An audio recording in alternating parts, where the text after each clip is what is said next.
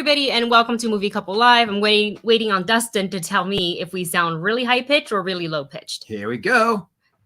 Oh, we sound good. Oh my God. No Navi, high-pitched, no low-pitched. You're getting a raise. Yay. Hello, everybody, and welcome to Movie Couple Live. This is a show where we talk about the latest in movies and pop culture. I'm Wendy. I'm Dustin. And on today's show, I don't have the notes up, so I'll just run through what we're talking about today. We're talking about the Eternals and Encanto being released exclusively in theaters. There are some new dates that popped up for untitled Marvel projects for 2024. We're going to speculate what those could be.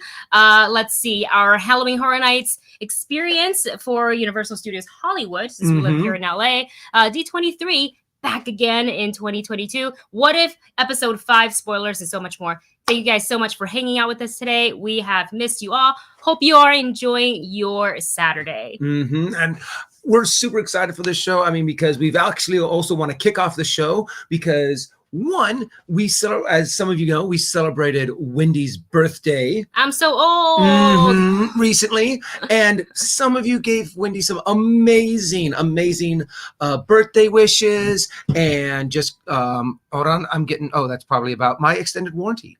Who else gets those? Sound that off in the chat. We're still getting extended warranties. What if you don't own a car, you get a phone call like that? You're just like, okay. They probably just send them to everyone. They're just spam. So stupid. Yes, thank you to everybody again for all the well wishes, all the birthday wishes. And I want to thank a couple of people who sent over really, really awesome gifts because I was not expecting them. You guys saw Debbie send over the Ahsoka Tano cos baby, which is absolutely adorable. I think I ended up putting up there next to the Ashley Eckstein signed Funko Pop. I see it.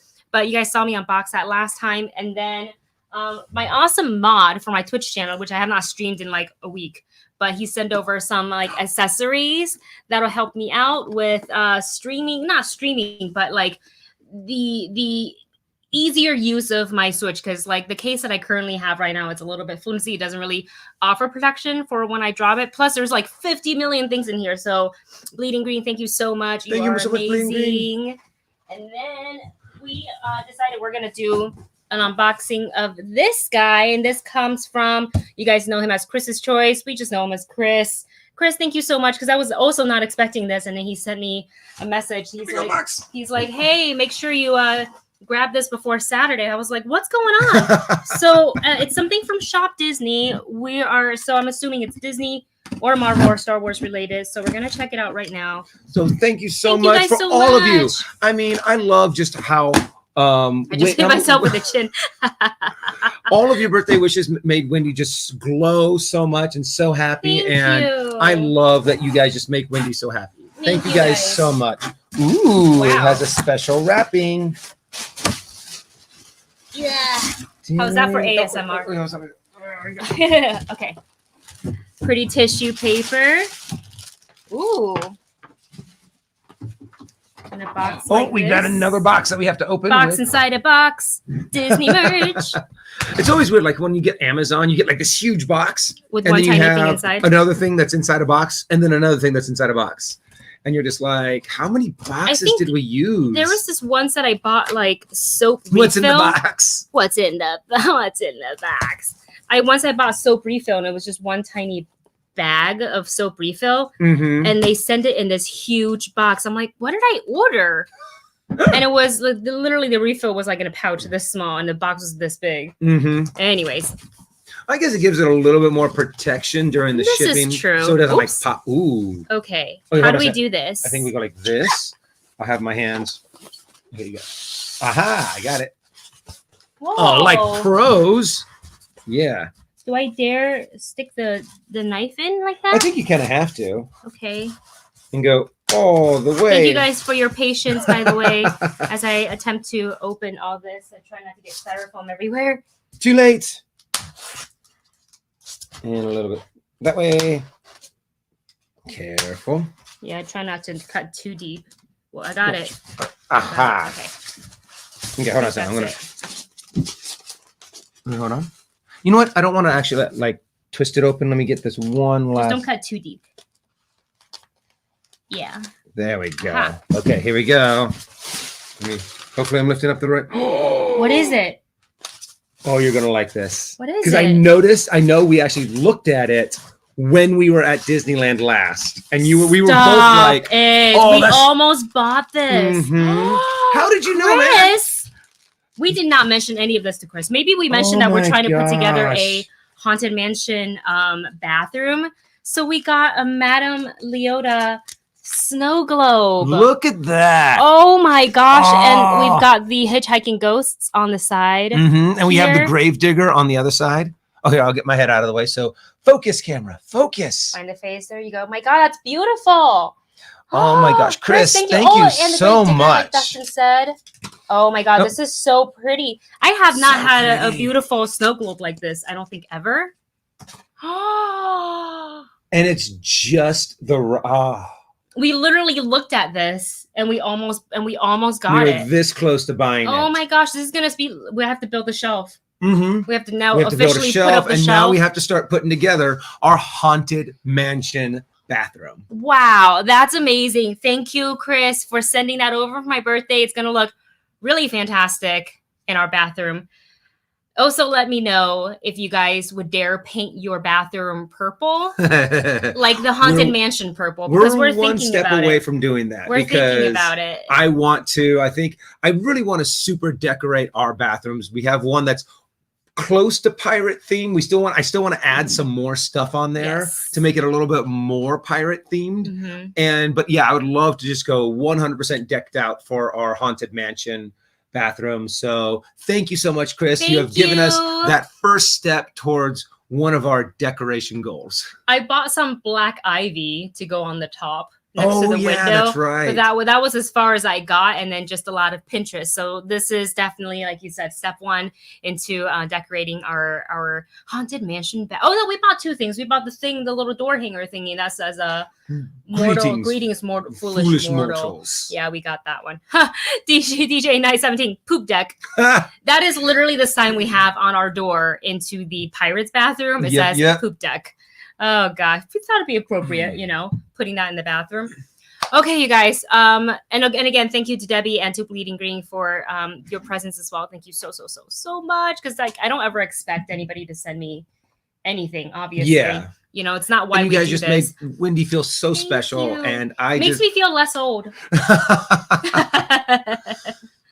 All right, should we go on to our very first topic here? Yes, let's dive on in. All right, so you guys, The Eternals and Encanto are going to be released exclusively in theaters. I'm going to go ahead and pull up the Variety article, who I believe was the first to break this news. But I assume that Disney is doing this is because now we're seeing, the success of Shang-Chi, which was announced by Bob Chapek, the CEO of Disney, that for Shang-Chi, they were doing a exclusively in theaters release with a 45-day window before it going on to digital VOD and things like that. Previously to that, almost all of Disney's films have been released, not exclusive in theaters, obviously, simultaneously in theaters and then on Disney Plus. But some of the films got on Disney Plus, but you have to pay extra for the premiere access. We saw that with Cruella. We saw that with The Jungle Cruise. And of course, we saw that with Black Widow. And there was another one. Luca did not get that same treatment for premiere access. I believe those were just on Disney Plus, and I don't even think those made it to theaters. No, not at all. Because they dropped them a little bit more in the heat of the pandemic. Well, even though Luca did come out recently. Yes, and it's such a fun film. It's out on a home release right now, so if you missed it and you don't have Disney Plus, you can grab the DVD, the 4K, the Blu-ray, all that stuff. So check that out if you can. It's a really, really cute film. It's a perfect summer film. So if you're feeling a little bit of the hot weather where you are, pop in Luca, you'll feel like it's nice, cool, got that summer side. Silencio Bruno. All right, so it was on Friday that Disney announced that the upcoming 2021 films such as The Eternals, The Last Duel, West Side Story, Ron's Gone Wrong, and The King's Man will get an exclusive 45 theatrical window before moving to digital platforms. And also Encanto, which is the Walt Disney animated feature film, is going to be in theaters for not the 45 days, but 30 days, starting on November 24th before hitting Disney Plus. So we do think that the box office success of Shang-Chi is sort of affecting this, and this is what's kind of helping that decision along. So I am very curious to see when in November, when the Eternals come out, if it will have the similar success to Shang-Chi, and if that is, this is perhaps the right release strategy to go. So we will see moving forward. And let's see here, and this is quote from, I believe, I'm not sure who this is quoted from, but Shang-Chi and the Legend of the Ten Rings, Marvel's first exclusive theater release in more than 2 years, has grossed 105.9 domestically through Wednesday. And while it is on the lower end of grosses for MCU features, it also means Shang-Chi is already outpaced the theatrical grosses of Black Widow, which had earned 100.7 million at that point in a theatrical run after opening in July. And remember, Black Widow was open day and date, so it's not the same as Shang-Chi. Look, people champion for the movie. You guys know I champion for the movie a lot. Yeah. We both loved it. We were both blown away by just everything in the film, the stories, the character, acting, the stunts, the visuals, the chemistry between all the characters, Tony Leung, of course, Michelle Yeoh.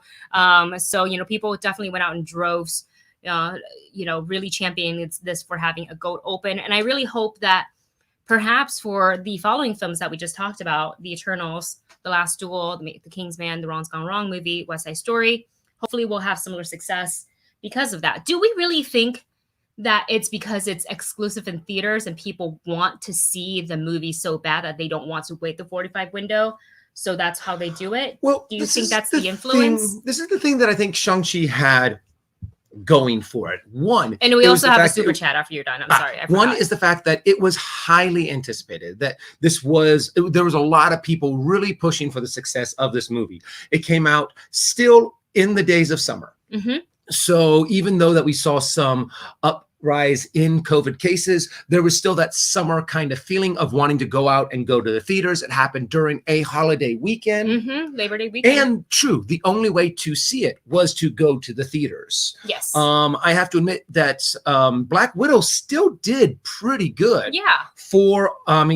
At the same time, I think there was a difference of $5 million. So Shang-Chi was able to pull out an extra $5 million with all of this and still not being day and day with Disney Plus. So they're looking at this and going, okay, it looks like this is the best way for us to make the most money possible off of our properties. So it makes a lot of sense that they're trying to follow this formula now, because all of the other formulas that they've ever followed before are now completely out the window. Well, I feel like it's just studios and movie theaters, for them, the scenario is ever changing because COVID is ever changing. Cases are up, cases are down. There's another new, what happens when another new variant comes upon us and things like that. So I think that's something that they always have to constantly be in conversation about. Yeah. Yes, they can announce today that, okay, exclusively in theater. And I do think Disney will stick to that for all of those titles, as aforementioned. But that's not to say that they are not able to pivot and change their decision. Yeah. It just, knock on wood, if things become dire. So but I am kind of happy to hear about, I am happy to hear that it's going to get, the theatrical release. Dustin and I are huge fans of going to the theater, enjoying popcorn and things like that. Granted, we do that a lot less these days. We eat popcorn a lot less because you have to do I do it. I remove my mask and I shove the popcorn and I put the mask back on and I just chew for a long time. So I'm excited about that. And what's interesting about this article, and you know what, before we do that, I'm going to pause myself because we keep not mentioning this. Marvin has sent over a super chat. And a new picture. I love it. What's this one? It's him, Marvin, chilling against smoking a cigarette. Yeah, nice. Thank you so much, Marvin, with your recommendations. Today, Marvin Martin recommends Afterworld, CGI post-apocalyptic rapture mystery series. I'm not going to say that right. Rakib Taha, singer, and Osensei, 80-year-old, taking youth's nothing, and Temple Grandin. Are these? I wonder if these are books. Some are books. I think some are music. Yeah.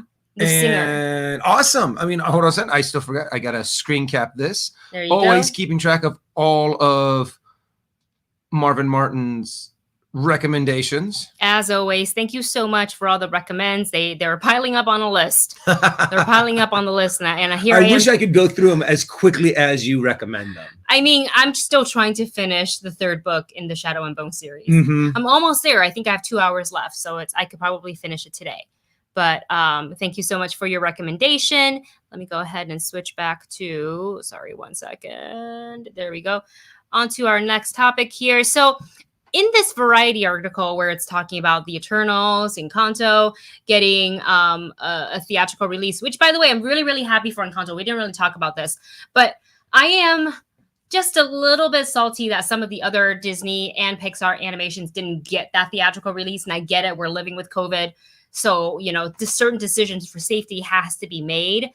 But I felt like some of the animation kind of got pushed off to the side. Like, you'll just be on Disney Plus. Yeah. And more of the animation got that treatment. I felt bad about it. And I don't feel at any time animation is a lesser film than a live action film of any kind, because you don't have live actors in it. There's still tons of people with their time, their sweat and blood and tears working on, the movies. Like if you watch any of the making of for any animated films, it can take years. Oh yeah. And then if you want to, go a step further and talk about like stop motion animation, claymation, that takes years to complete. Mm-hmm. So I really wish people would, pay a little bit more attention to animated and not films. have this stigma. Like, it's cartoon. Yeah. And unfortunately, more I think than that's also one of the big reasons why the Oscars started to do the best animated movie of the year kind of a thing, especially when it was like, I think the real obvious point was when Beauty and the Beast was nominated but didn't win. Because of course, I think, that was the year of Silence of the Lambs or something. Oh.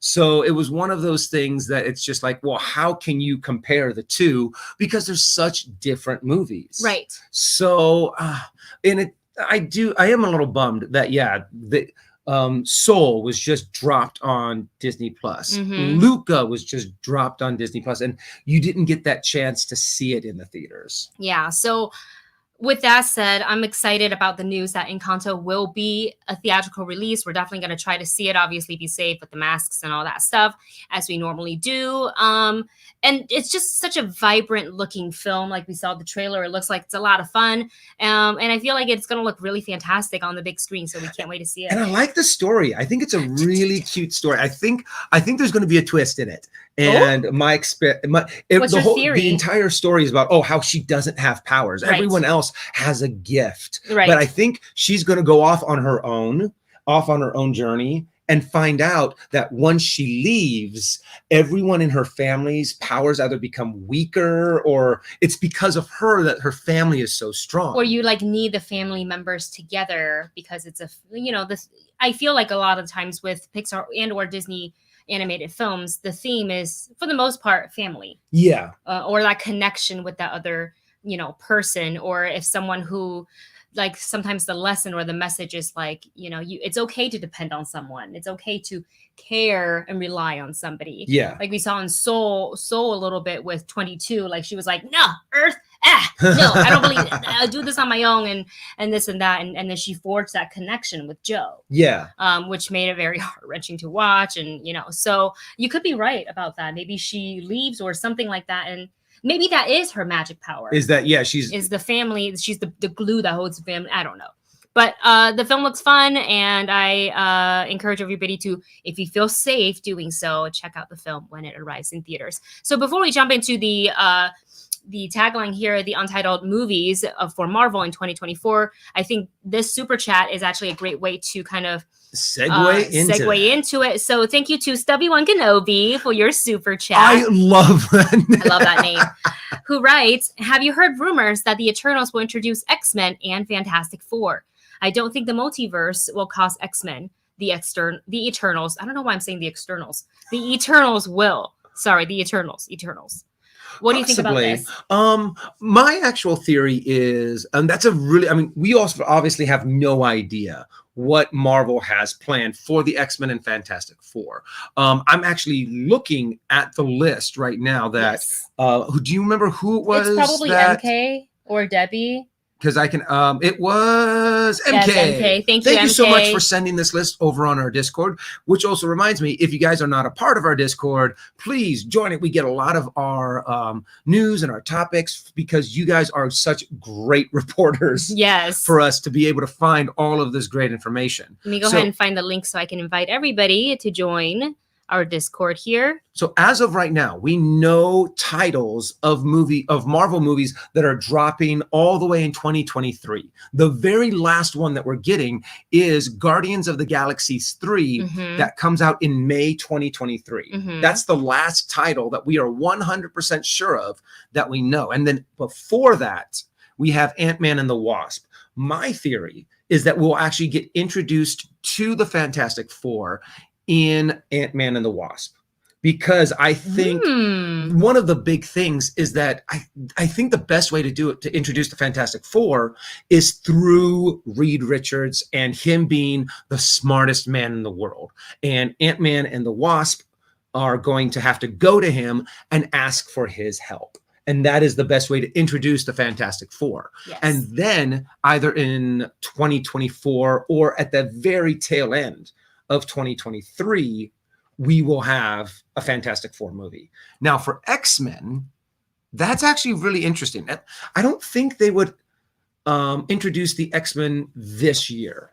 I don't think. What do you think? In Eternals, they could maybe mention, like, we might hear the term mutants drop, finally dropping actually within the MCU, because for the longest time we weren't able to use that word. Yeah. What do they use instead? Not gifted. Oh, they did. You're right. They used a different term. If you guys know, please drop that in the chat or in the comment section and let us know. But we finally get to use the word finally mutant. Get to use it now, and especially, you know, with after WandaVision, we finally have the proper introduction to our Scarlet Witch, because she was never called the Scarlet Witch prior. She was only ever been called Wanda Maximoff. So, or the twins as part of her and Quicksilver. So that's going to be really, really exciting. So yeah, rumors that the Eternals will introduce X-Men and Fantastic Four. I feel like the Fantastic Four is a little bit more likely in the film than X-Men as of right now. Really? Yeah. In Eternal, I think it's the exact opposite. Here's why. Because when they introduced Phase 4, remember how Disney or Marvel put out that like intro video, and it had, you know, like clips and all that stuff of like upcoming films, and like they announced, I think that's when they announced like Black Panther, Wakanda Forever, and they all this and that. And then at the end, it came out with the number 4. And people are like, oh, that's just 4 to you know, announce like, yes, this is Phase 4. And I was like, but does it have to look the same as the Fantastic Four 4? Because it could have just been the number 4, but they put a circle, like it was too similar, which to me, and they put that at the end. Again, I might be reaching, I might be looking way too deep into this, and this is all speculation. I have no knowledge, no actual confirmation of any of this. So this is speculation. So take it very much with a grain of salt. But because that number 4 came at the end of that video clip, it makes me think that we don't get Fantastic Four until the end of Phase 4, because the 4 popped up at the very end, which means for all those untitled Marvel films, which are slated to come out for 2024. There should be 3 of them. The dates are 4 of them, actually. Oh, 4 of them? February 16th, May 3rd. So literally your birthday. You get a Marvel film every year on your birthday. Movie for my birthday. July 26th and November 8th. And I think that November 8th film to wrap up Phase 4 could be a Fantastic Four movie, or like the proper actual introduction of the members of the Fantastic Four. Yeah. So we could get mentions of them in the Eternal, like you just hear certain, you know, words. Like we even got tiny, well, this is again speculation, but we got tiny hints of it in WandaVision with Monica Rambeau saying like, oh, I know these like astrophysicists or whatever. We're all like, oh my God, is it Reed Richards? We wanted to see that so bad. So bad we wanted to see that. It's a whole Mephisto moment all over again. And what we also know that somewhere, probably in 2023, one of these titles has got to be Blade. Oh, good because point. Blade is not on this list. So Yes. I would assume that probably Let me see if I can share the screen with you guys. So I you wouldn't guys be can surprised see. that the untitled Marvel movie in July would be What is Blade. that under? Is under movie discussion? That is a very good question. I think so. Maybe it not. is- Maybe not. Movie news, I think. Hamana. Sorry, we're just looking through our Discord. Movie news discussions. Okay, one And it is near second. it's near there it is. Okay, so if we can, Be able to bring that up so we can show everyone. this would be helpful if I had 2 screens. Yeah. If I had a second monitor, but I mean I do, but I don't have it set up in our live stream setup. So if I did, it'd be a little bit easier, but we're gonna go ahead and give this a try so you guys can kind of see what we're talking about here. And again, this is I think it was tweeted out by somebody. Yes, I know MK dropped it here, but yeah, it was Fandom who tweeted it out. So thank you to Fandom for putting this on the internet so we can all see. Okay, let me try to share this screen real quick. Hang on a second. So, but yeah, we also have so we have Blade, Timor. Good point too. Somewhere in there, we also are that we're thinking that there's going to be a Deadpool 3 that comes up somewhere. So we know that those are at least probably 2 of them, and we do know one of them is most definitely a Fantastic Four movie. So let me go ahead and take this thing off right here real quick so you guys can see. So this is the slate currently for the for 2021. Obviously, we've gotten all the way to we already know what's this year. So let's go ahead and look forward to 2022. And for Marvel specifically, we are getting in March 25th, 2022, Doctor Strange 2. And then we are getting Thor, Love and Thunder, May 6th. Then we are getting Black Panther, Wakanda Forever. Yes. July 8th.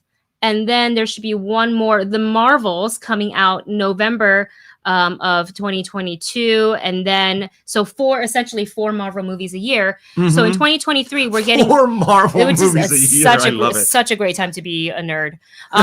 So in 2023, we are getting X-Men. Sorry, not X-Men. I misspoke. Ant-Man and the Wasp. We're getting Guardians of the Galaxy 3. We are getting, it says untitled Marvel movie, and in there it is July 28th. And then another one, wait, there's 5. There is Ant-Man and the Wasp, right?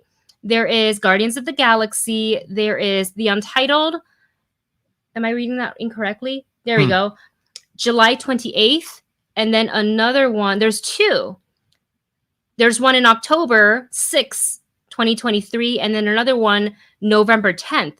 That's 5 Marvel films in 2023. Awesome. Which is great, but I'm wondering what those could be.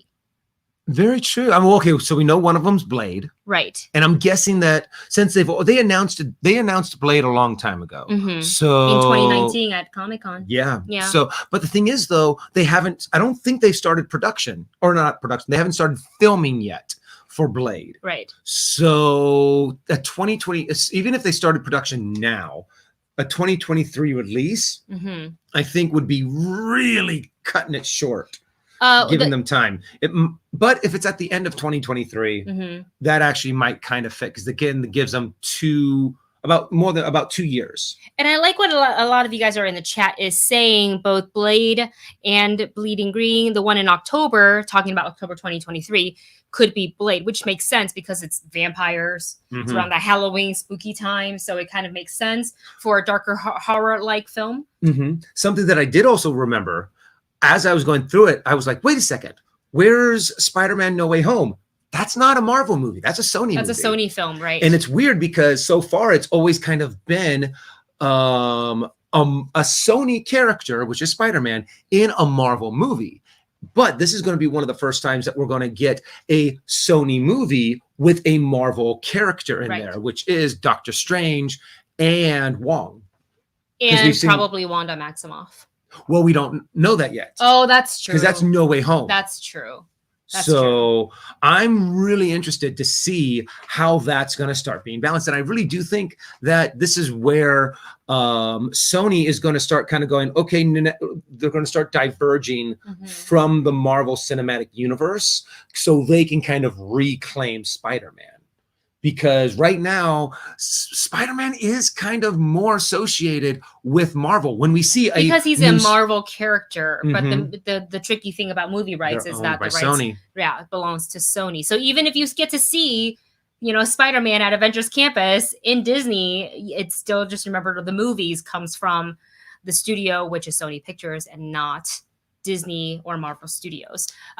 So let's see.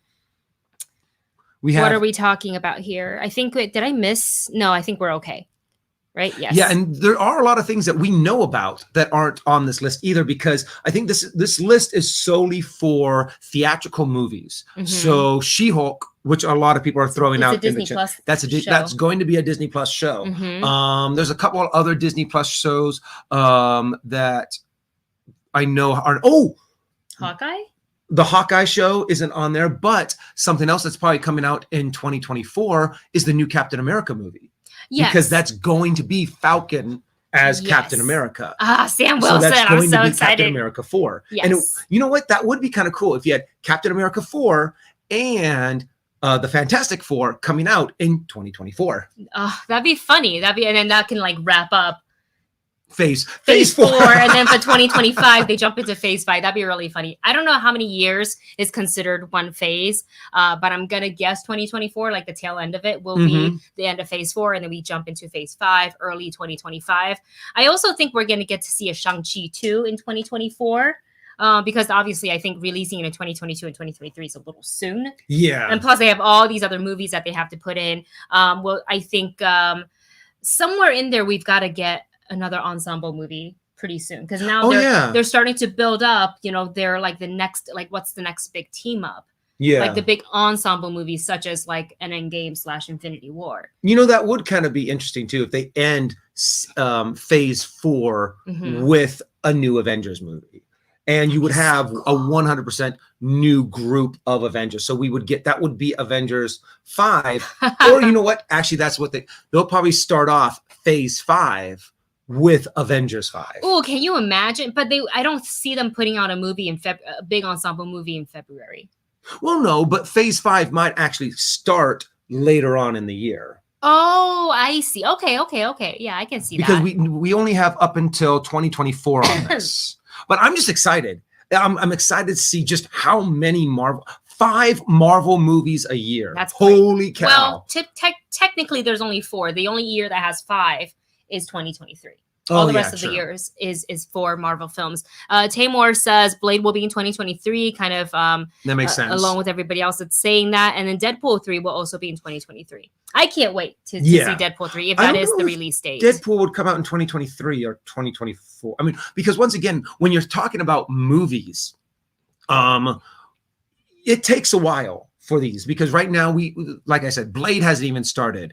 We haven't really heard anything official, I think, about Deadpool 3, that what they are actually planning on doing. I mean, it's almost kind of like I think they've kind of given us we're doing it kind of a thing, but that's all we've gotten. Yeah.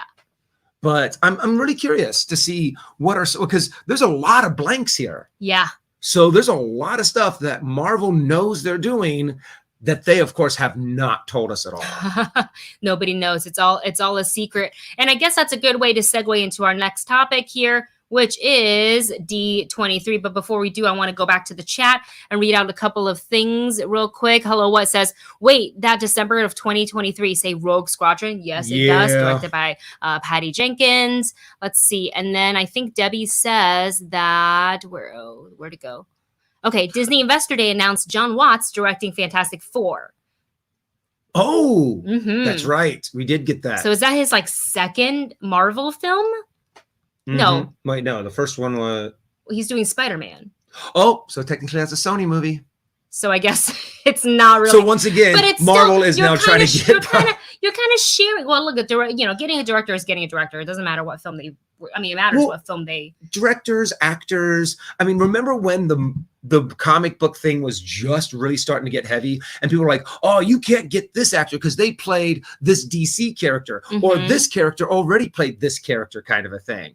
And nowadays, it's just like, whatever. It doesn't matter what they played in the past. It doesn't matter that we had Captain Torch or Human America for what? You know, because Chris Evans was Human Torch, the Human Torch, and was Captain America. Ah, that's so funny. Well, it's kind of like Gemma Chan being in playing Minerva in Captain Marvel, and she's now an Eternal. Yeah. So you can kind of say that like that as well. But the two characters look very, very different, and her screen time in Captain Marvel was much shorter than she will have in the Eternals. Like very, very different.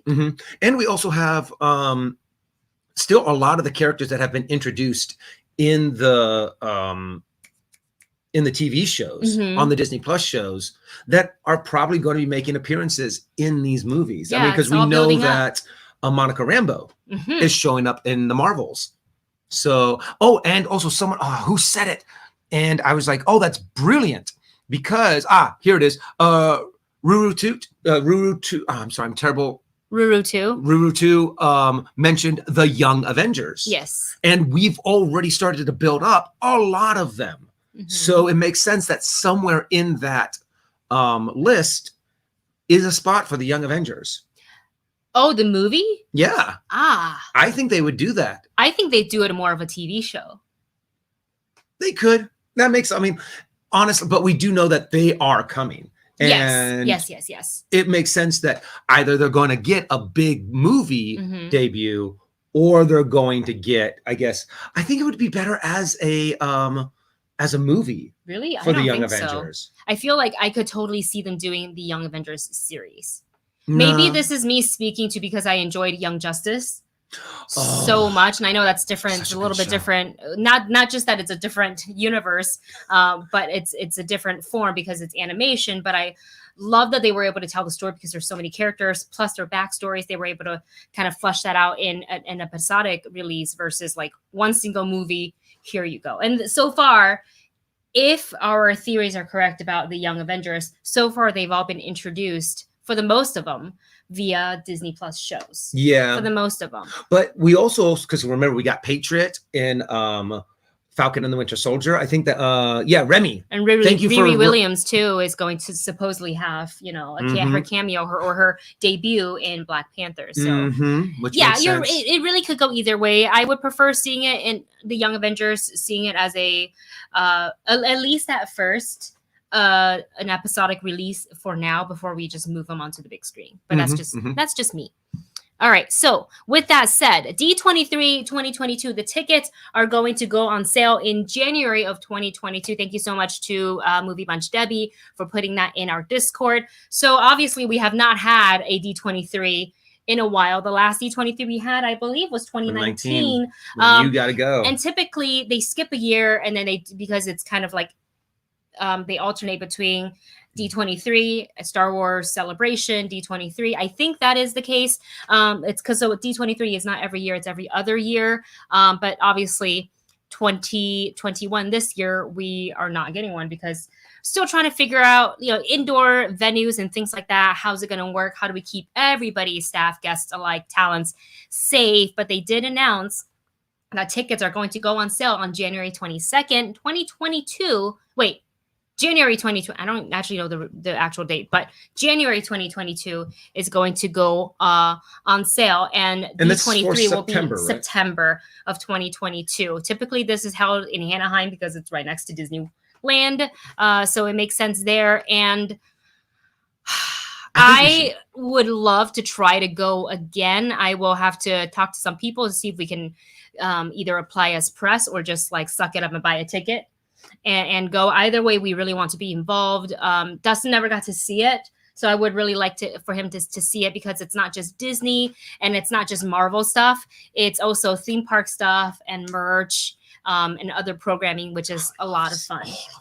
Yeah. I want to see all of that. I mean, I was so jealous when Wendy got to go to D23 that one year. So much fun. A lot I of was just coverage, like, that but it seems was fun. so much fun and so much info because you got to see so much stuff. And a lot of exclusive merch as well, because there's that like one. There's a couple of different places you can do. I mean, I shopped so much. I shopped so much. And if I had to make a choice, I had to be like, what was going to be easy to carry, because I wasn't going to buy anything heavy unless I really felt like I definitely need to get this, because I wasn't going to carry it around with all of my gear, laptop and everything, plus what I bought. I wasn't going to haul that around all day long. And I certainly was not going to walk it all the way back to my car, put it in my trunk, because I have a weird thing about keeping valuables in my trunk or in my car for too long. This is what happens when your car gets broken into twice. Yeah. Well, even though you leave nothing in it. I left nothing in it and they still broke it. Anyways, going to a super chat from Marvin Martin. Thank you Marvin. so much. Marvin writes, why does no one try to exploit super beings? Wolverine, for example, could cure cancer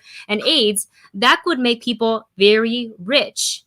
Well, I think that they tried to. And because the whole Weapon X project was trying to exploit, but that was using them as weapons. Yes. But trying to find, by taking Wolverine, and trying to use his blood to cure cancer, to cure different diseases. I know they did that once in the cartoons when Apocalypse was trying to create this using pestilence.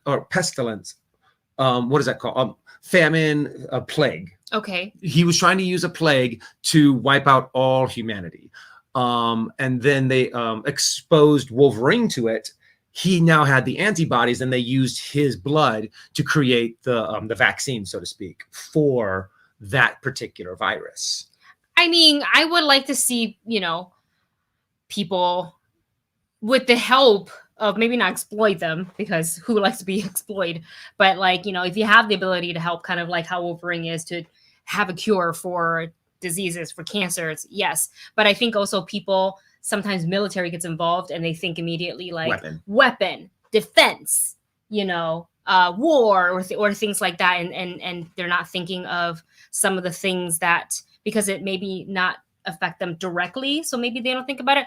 I don't know. Maybe it makes better movies, but I do agree. Like, I'm surprised no one has, at least in a movie, have not tried. There was actually something else in the comic get my books. coffee up right One of the things that Deadpool would constantly do would go down to hospitals and donate his organs, because he could just grow his organs right back. So I think somewhere in the comic books, Deadpool would go out and be like, okay, who needs a kidney? I've got a kidney to give away here. And he would be giving away his organs, and he would just grow them back and then donate them again. That's interesting. And of course, that sounds very much like a Deadpool thing to do. I don't know I can't remember how well it worked, because technically he has cancer all over his body. Right. So he might be giving away a cancerous organ. Well, then they can just reject. They can just say, we can't use this one. It's not this one has too much viable, cancer. Right. Hello, what says, Marvin, there are movies that show why it's bad. That's what I'm reading this out loud. Okay. This is in reply to what Marvin said. Why do people exploit? Why don't they exploit super beings? So the reply that Hello What is saying is, Marvin, there are, I believe anyways, this is the way I'm interpreting it. If I'm wrong, please let me know. Marvin, there are movies that show why it's bad. Why they don't exploit. Debbie says, you get an organ, you get an organ, you get an organ. And it's weird that out of all people, you would think, because Deadpool is the one that would, because he's kind of like one of those anti-heroes. Yeah. So you're like, why would he do something so good? And it just shows that Deadpool is a softie at heart. He's a softie at heart. He likes unicorns and chimichangas. He likes unicorns a little too much. I can't wait for that Deadpool 3 movie. I can't wait. I think it's just going to be so much fun. Completely bananas.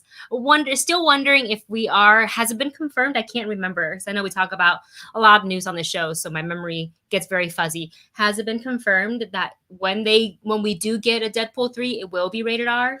I think we've only heard rumors. Fingers crossed. I don't think Disney has officially come out and said Deadpool 3 will be rated R. I think hope we've heard so. The rumors. first two were. Oh no. MK Songbird said that yes, Feige confirmed the R rating. Because I remember I was kind of like, was it official or was it a rumor? But MK says no, Feige came out and did confirm it. So, and that means we also do know that one of those dates is going to be a Deadpool 3. One of them is going to be Blade, and I think one of them Deadpool is 3 will going to be in be 2023. Yeah, Because that makes to sense. wait till 2024 is really far away, and I just don't want to wait. I want it now. And you know Ryan Reynolds is working on that closely too, because he'll start putting out teasers and fake spoilers and whatnot. And we also got him. He's able to. We got him in that trailer reaction with Korg for Free Guy as Deadpool. So I'm kind of like, yeah, they're keeping him up in front to make sure you guys, hey, we are going to do this. Hi, forgot about me? Still here. Thanks. Just doing my own reaction channel right now. I love that they're like, make sure to follow me on this and on Patreon. If Deadpool had a Patreon page, I would be a patron. For sure. Like, if he actually had one, I would do it. I would love to see, a Korg Deadpool channel. Oh my God, it would be amazing. And honestly, they probably could pull it off because Ryan Reynolds would just be like, sure, yeah, let's put it together. Yeah, why not? He could do it himself. He could produce the whole thing. Before we move on to our what if spoiler talk, let's talk a little bit about Halloween Horror Nights. So there is a vlog coming. Dustin and I got to go to their media night, which was also their opening night it was on Thursday. Just on Thursday. And it is the first time not the first time, but Halloween Horror Nights is finally back after having essentially a 1-year hiatus because of the pandemic and it, trying to figure out, is it safe to do so? Do the actors want to be able to do this? They weren't able to actually open the park, so technically they couldn't have done it. But now they figured it out. It is back in full force. I will say that it does seem like, factually, there are less scare zones. Typically in the past, there would be up to maybe 3 or 4 scare zones. This year, we only had 3, and certainly not as like densely packed with characters and like chainsaws, like the Chainsaw Brigade, as it was in the past, because I think they did downsize the cast. I don't know this part for a fact, but it felt like a much smaller cast this year because, they all work together in groups. So you have to kind of minimize how many people can gather at the same time while ensuring that their break space, they're able to have these characters, separate and not gather, even if everybody's vaccinated or have like tested negative, to still continue to social distance. And that also, you have to take into consideration that while you have, say, an X number of characters in a maze, you have to also account for the amount of bodies for guests who are moving through these mazes. So you have to put that into consideration as well. But I will say it was a really, really fun event. We've loved Horror Nights for a long time. Not biased at all because we both used to work at the park.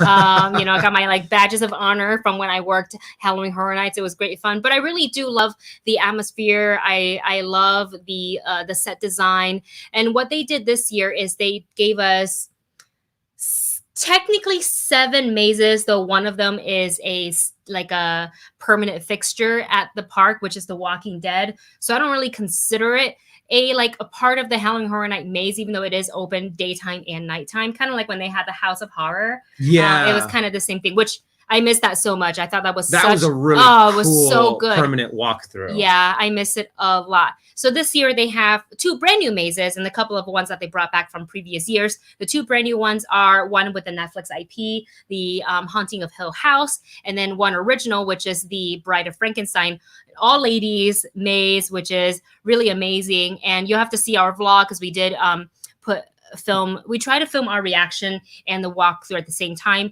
We're not able to put the full walkthrough up in the vlog, just so if you're planning on going, we don't want our videos to spoil anything for anyone, but you'll get bits and pieces. And there are some really good scares there. But I will say the Bride of Frankenstein has the best production design out of all the mazes. Yes, I love just how it had a story going all the way through. I love the theatrical little pieces in each little room that they had. I think they did a really good job with the Bride of Frankenstein maze. Out of all of them, which one? Oh, hey guys! Late to the party. Robert, happy birthday, Robert! I don't remember birthday. if it's today. I think it was yesterday. Happy birthday! Everybody wish Robert from I scared Navi with my clapping. No, Navi was like, "Oh, you're calling me." Happy birthday to our friend Robert. Go ahead and check out their channel if you guys want to see what the Oogie Boogie Bash is all about at Disney California Adventures. They should have a vlog up on their channel. If it's not up, then it's coming soon, and we will have our vlog up for Halloween Horror Nights So I'm hoping I can put it up by tomorrow, but we'll see because I'm currently still working on Adventures Campus Part 2, which is actually almost done. So yay! Oh, Late to the Party says we're sitting in front of the Matterhorn watching you guys while we gain back our energy. You must be so tired from Oogie Boogie Bash plus editing all night. And then plus being down there in Anaheim where it's like in the high 90s, if I'm not mistaken. Yeah, what's the weather like? Tell us. Let us know. Oh my goodness. So hot. Mm-hmm. I mean, fortunately, we're sitting inside in a nice AC. But the lights. I'm sweating a little bit. Mm-hmm. The lights are coming down a little bit.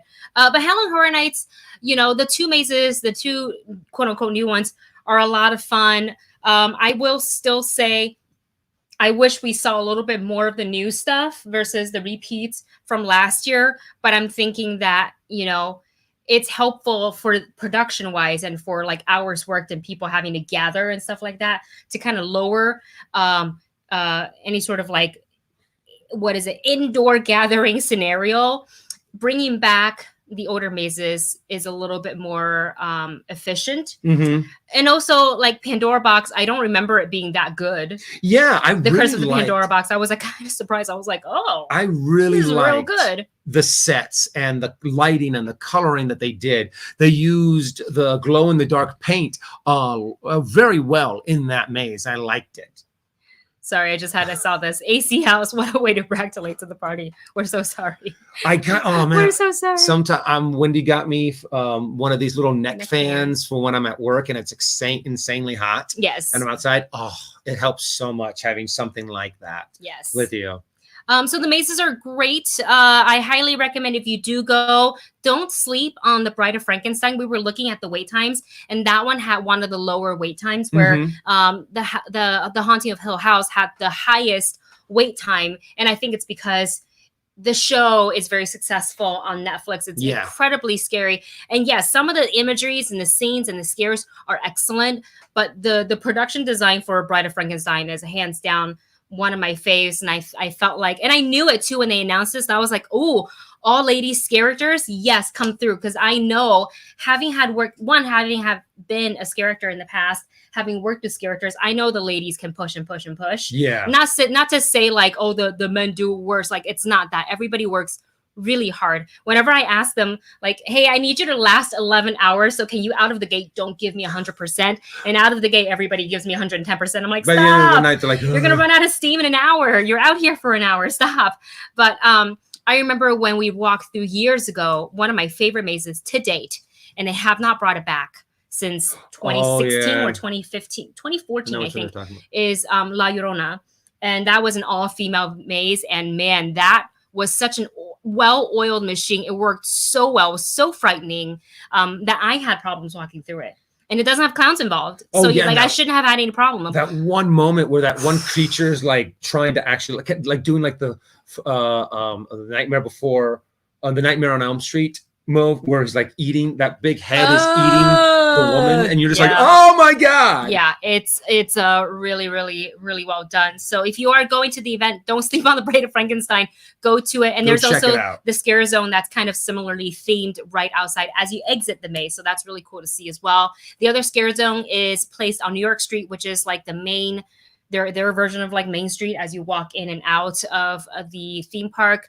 And that, I think the theme is just like demons and devils. Yeah. Because we saw all the various, demonic beings, and it was a lot of fun. Oh, and we forgot to mention that the Ultimate Purge is down at Terra Tram, so you can check that out as well. And that's always a fun one because yes, you have a path to walk through, but it's kind of open, so you're an open target. You're not just in a line of like, you're not just sitting duck. Like they can sneak up from behind you, you won't know it, which makes it it's a little bit of a combination maze / scare zone, but it's very open. Mm-hmm. Yeah.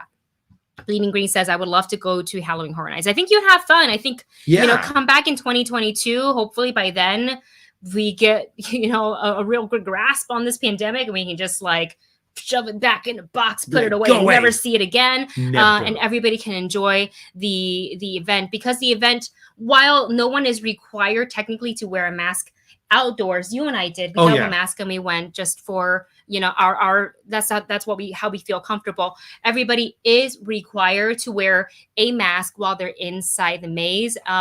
And there's the person security and whatnot, checking people as they were entering the maze. If you didn't have your mask on, you were not going to get in that maze. And you saw people like looking in their pocket, like, oh, okay, sorry. And, everybody complied. Nobody gave lip about putting on. Look, walking through a maze, it takes you at the most, if there's not a long line, 3-4 minutes tops. Yeah. Some of our times, I think we were able to walk through in 2.5 minutes in some of them. So like, if you can wear a mask for that long, for under 5 minutes, it's not a big deal. And also you're being scared. So I think the last thing you were thinking about is what's around your mouth. Yeah. You're kind of like, oh God, do I dare to walk through this thing?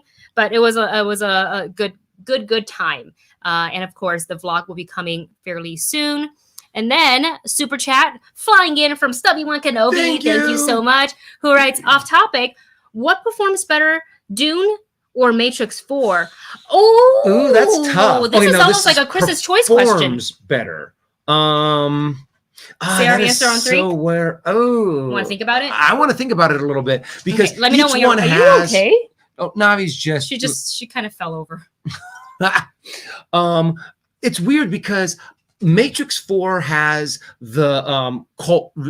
They both have huge cult followings. But they have to deal with the stigma of Matrix 2 and 3. Mm-hmm. They weren't as well received as the first Matrix. Dune is very much going to be on its own, fresh, because it's been so long since a Dune movie has come out. Mm-hmm. So there's people that are just really excited for it, and it looks beautiful. Yes. And it's also been very much anticipated because it's been pushed back. Yes. So many times. Okay. Ready on 3? Yes. You call it. 1, 2, 3. Matrix. We need to get shirts that says Team Dune and Team Matrix. I think Dune is going to pull it out a little bit better. Even though now that I'm saying that, what do you guys think? Which ones do you think are going to perform better? We're going to go straight with just box office prediction. Yeah. When we're not going to talk about critics review. We're not going to talk about the quality of the movie. We're going to talk about money specifically. Yes. So I think Dune is just better going, because there's also going to be, we know there's going to be a second Dune movie coming out as well. So I think that might help it out a little bit more too. I just feel, and this is not me picking a side, saying like, I want this movie to be more successful than the other. I want them both to be successful. They both look very beautiful in their own way. Though I think for the Matrix, somehow there is a slightly bigger culture following to the Matrix. I think when it first came out in 1999. When did the first one come out?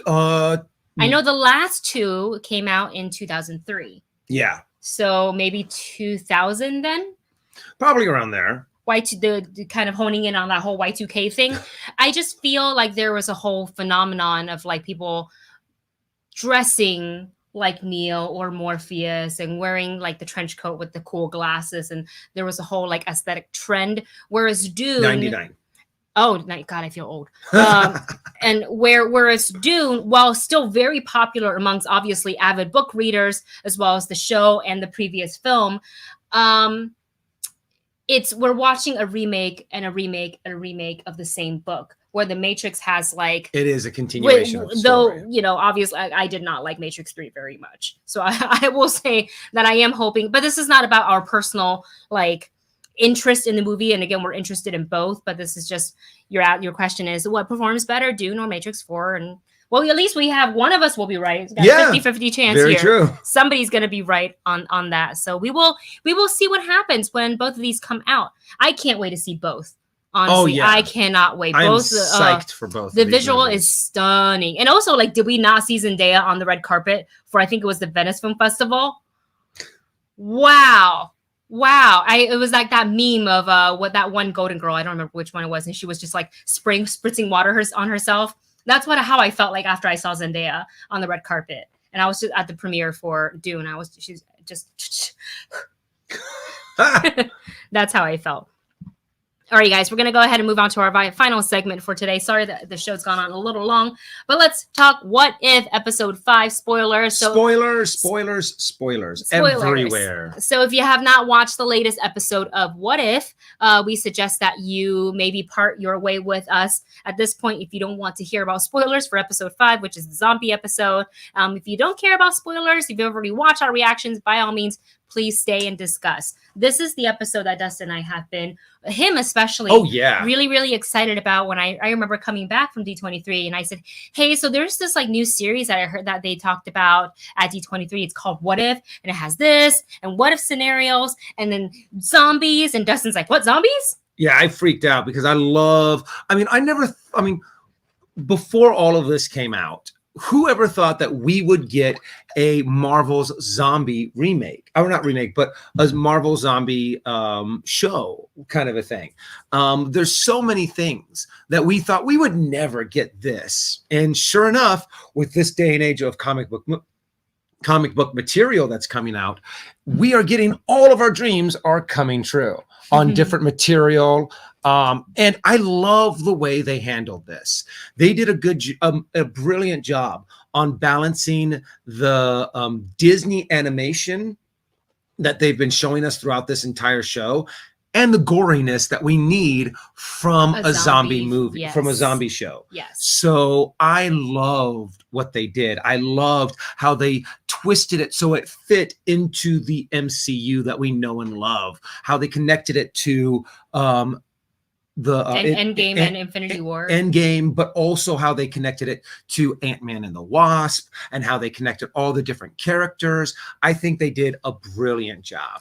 Yeah, it was a lot of fun watching this, obviously all the what if storylines, but this one in particular, you know, especially thinking who was patient zero, what started it? And it really wasn't anybody technically even in our universe, but it was because Hank Pym went into the quantum realm to find his wife who had been infected with the brain disease, came back, and it happened so quickly that, you know, first it was Scott. Well, it was Janet, then Hank, then Scott. Yeah. And then how do you infect someone like Captain America, somebody who has the super soldier serum? Well, you get them where they're least expected. You're tiny like a little bug, and you go on the neck and you bite.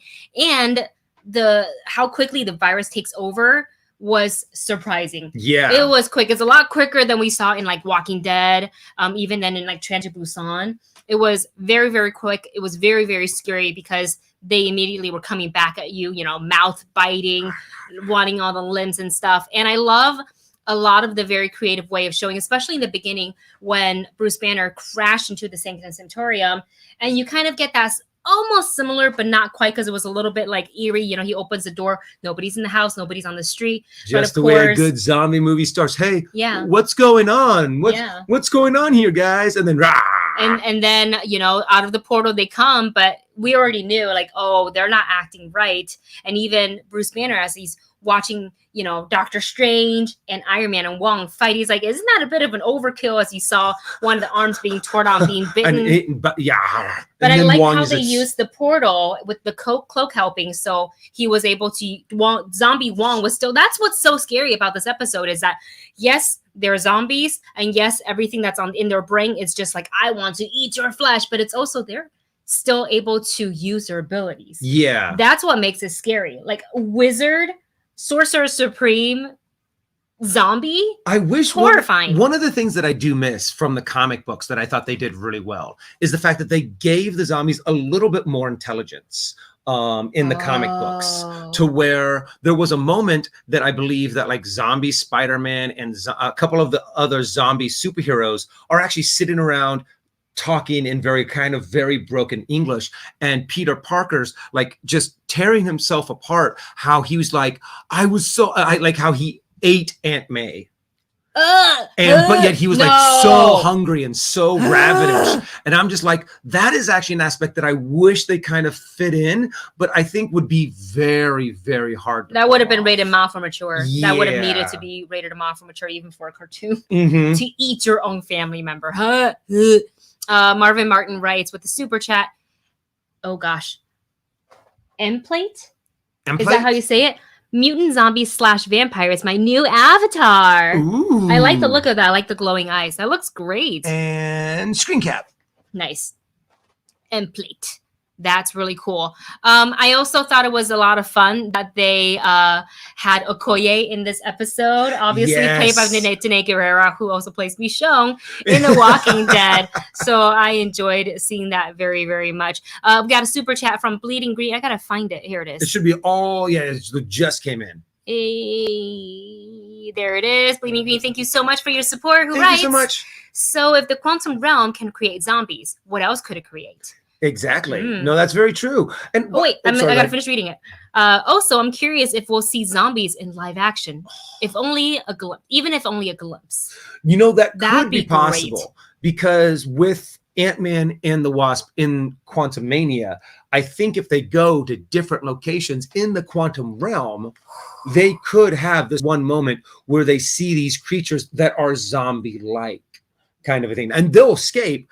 But anyone who sees who's seen What If will be able to make the connection of, oh, this is actually a possibility in the MCU that we have at this moment.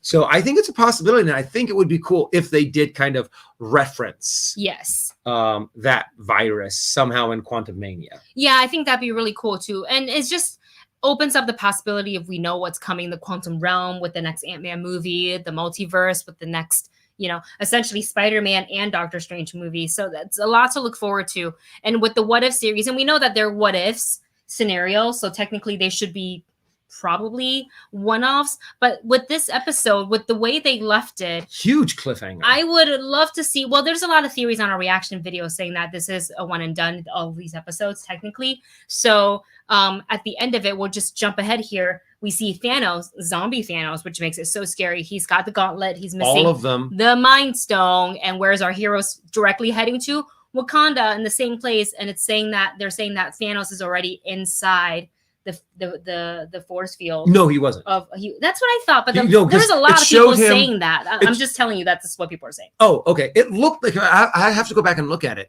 but I do believe that it looked like Thanos was actually in the middle of a non-Wakandan city. I really think it looked like he was still in New York. Oh, I disagree with that. I think he was at Wakanda. Oh, really? Well, yeah. Honestly, I'm gonna pull it up right now. If you can pull it up now, that would. Oh God. All right, hang on. Bear with me for 1 second. Technical difficulties. It's towards the end. Very close towards the end. But I think what actually might happen if you want to if they do continue this story is the fact that once Thanos actually puts the Mind Stone into the gauntlet, I wouldn't be surprised if Thanos actually gets healed from the virus, because it was the Mind Stone that did that to people. It was the Mind Stone that was able to cure, in a sense, what's his name? Scott. So once he puts that in, the entire world gets turned into zombies. Yes. And then Thanos puts, everyone dies. Everyone gets turned into a zombie. So and you even have, for maybe like a few minutes, every single human on Earth is a zombie. And then Thanos zombie reaches over, plucks up the Mind Stone and drops it into the gauntlet. And that surge of energy actually goes through him and heals him. And then he can snap and either wipe out half of the zombies existence on Earth and cure all of the zombies. He has ultimate power in the gauntlet. That's true. So, and then that's how you could give a happy ending, in a sense. Interesting theory. And then also all the superheroes aren't going to really know what happened because they just got cured from being zombies. Very interesting theory. Well, we'll never know because it's we don't even know if we're getting essentially a second episode, a follow-up episode to this one. But here is the end of the show. There's no sound, so don't worry about it. But this looks like the Wakanda force field to me, and that's him inside Wakanda. He's already in, which means Wakanda has already been defeated. Yeah. And they're going into Wakanda. And that's exactly where they're going to. And I remember everybody was like you and I were saying, like, oh, oh, as they're flying in, like with T'Challa and everything, I was like, oh, great, Wakanda's gonna be fine, and it's not fine. And you know what? That It's does not. kind of go with the zombie apocalypse storyline kind of a thing, to where our heroes finally get out of the city that they've been trapped in for so long and trying to struggle to survive. We're going someplace safe. Yes. And they get there and it's not safe. It's not safe. It is their one last, I mean, it happened in The Walking Dead hope. multiple times. It has happened in Train to Busan so many times. Yeah. So it would make sense that when they get there, Thanos has already taken over everything. Yes. Hello, what with the super chat? Hello, what? Thank you so much. Who writes, you get infected at World War Z, train to Busan speed, and they still have their abilities. Wanda zombie? Oh no. Thanos zombie? We're dead. We're dead. R.I.P. Yeah, let's talk about Wanda zombie for a second there. And my friend, I think it was my friend Mark Passis over at Nerd Reactor, we were talking on Instagram, and he was saying that he feels that, we had learned in a previous episode, just episode 4, that Christine dying is an absolute point. It has to happen. And perhaps the whole Wanda and Vision not being able to be together thing also still has to happen. It's kind of like an absolute point for them. No, that would make sense. Because if you look at this scenario, he's alive and well. He has all the power to try to fix her, but her power was just too powerful. And he doesn't have the ability to, they can't be together. Even though he wanted to stay with her, they can't be together. So that was an interesting theory by Mark. And then let's see, Debbie said Okoye splitting Sam down the middle is pretty badass. That was so cool. Gross. You guys got to watch a reaction if you haven't watched it. There's a lot of out of all of the what ifs, this is the one that we had the most kind of reactions to. I thought it was great. No, I thought it was great too, because not just like, we like zombies and we kind of like seeing like what happens if some of the Avengers were to become zombies, but some of the stories and the, when people are met with situations like this, we see this in Walking Dead, we see this in Train to Busan, how they come together for the greater purpose of survival. Yeah. And the sacrifices that they make, like with what Hope said, with what Peter said, how much he's lost, mentioning Uncle Ben for the very first time. Yeah. In the MCU, granted, it's a what if scenario, so it's like kind of off to the side.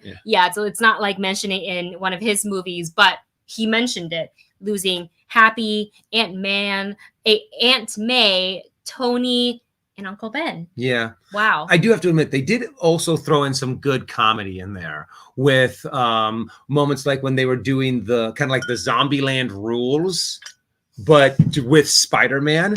And also Happy and the Iron Man hand bracelet. Blam, blam, blam, blam, blam. You know what, Peter? The one when he was going through like his like home video of like how to survive an apocalypse reminded me of what's the one animation that you used to watch of Spider-Man? It's the Ultimate Spider-Man. Oh yeah, he would do something similar. It's a little bit of like breaking the fourth wall and be like, well, hold on a second, let me show you this. It reminded me a little bit of that. And I also love that David Dastmalchian, his character Kurt from the Ant-Man movie, was in this one as well. And I thought that was really, really great to see. And I've also seen this moment brought up a couple of times in the chat by a couple different people. The moment when T'Challa goes, in my culture, death is not, I think he says, okay, I think the line is, death is not the end. And they have to when they have him say that, to actually hear the tears Chadwick Boseman say that as T'Challa just makes you go, oh, you're right. Yeah. And it really did tug on a heartstring. Yeah, I love that we got to see hear a little bit more of Chadwick Boseman in this episode. And we still have one or two more episodes. I want to say there's 3 with him total, in it, right? So I'm excited to see more T'Challa to come in What If. Yeah, this episode could have been 40 minutes long. Like I would have, because I know it was only like 30, a little bit under if you take away the credits, but I would have watched a whole hour of this. If they turn it into a feature length film, I would watch it 100%. Oh yeah. All right, you guys. Debbie says 2 more, so he's had 4 appearances. So 4 appearances. 2 more episodes with T'Challa. I was wondering if did we have 3 more or was it 3 total? But yeah, I think it is a total of 4 appearances as How T'Challa. exciting. How exciting. Hello, what says, I'm sad because chances are Shang-Chi got infected in San Francisco. The 10 rings and other organizations probably put up a good fight, but the sling rings from the sorcerers got them infected. Oh, interesting. Mhm. It's possible. We never saw, but it's totally possible. 100%. All right, you guys. Well, that is the end of...